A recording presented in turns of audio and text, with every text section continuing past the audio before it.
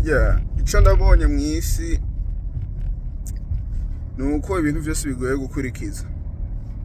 Ibintu vyose biragoye gukwirikiza.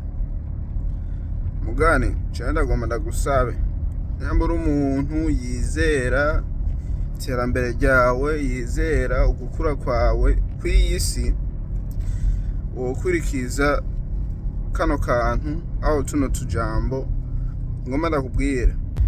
Burya ibihe tugezemwo umenga ibihe vyo kwimenya, umenga ibihe vyo kwikunda. Ahantu henshi ugiye uraraba ku mavideo abantu benshi bagenda bavuga ibintu bijanye nuko umuntu yokwikunda, nuko umuntu yokwimenya mu buryo bwinshi cane. Remwe ibi bihe turafise na communication iri hejuru cane, mugana ugasanga abantu ntibariko barayikoresha. Ugasanga ngene abantu bafise communication itagoye, umenga ni kone babana kure na kure. Ugasanga mugenzi warashobora kugira ingorane ntubimenye, umuryango warashobora kugira ingorane ntubimenye. Kandi communication z'amasimu za social media ziriho kugira umuntu yame yumva amakuru ya mugenzi wiwe, yame yumva amakuru ya hafi na hafi. Kandi ni ibintu bitagoye kugira uronde umuntu mw'iki gihe.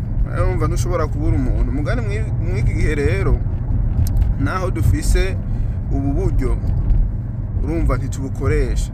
Abantu rero bari mu ruhande rwo kuvuga ngo ati umuntu yimenye, umuntu yikunde.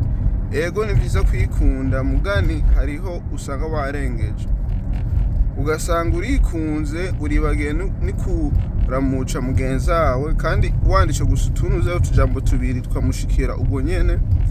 Ugasanga wewe nawe ugomba ko bakurondera nkuko nawe ugomba ko ushaka, ugomba ko bakurondera nkuko nabo nyene bashaka ku muntu abarondera.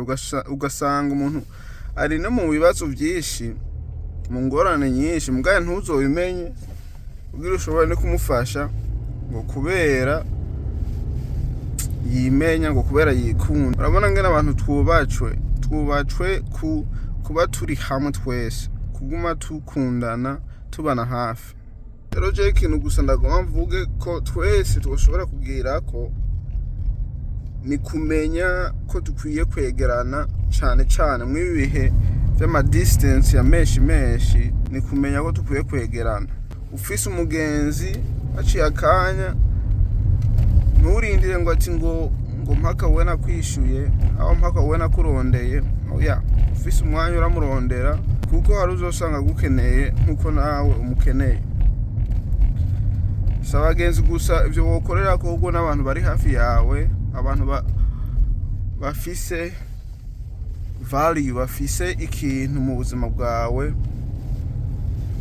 Ni kubaronda apana kubishira kure na kure ngo ni kubera urindiriye ngo nabo bakurondere. Ibi ni ibintu mbona aho bikunze kuba ku bantu benshi twese, cane cane urwaruka rw'ubu. Ugasanga ntagomba kurondera mugenzi wiwe ngo mpaka nanje ngo atandonde. Rero ugasanga murakeneraniye mw'uwo mwanya. Ico gusa ndagomba wumve ni kumenya ko mu buzima dukwiye gukeneranira, kandi ni vyiza ugiye uritaho abantu bari hafi yawe.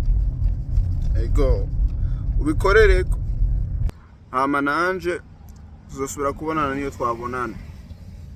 Peace.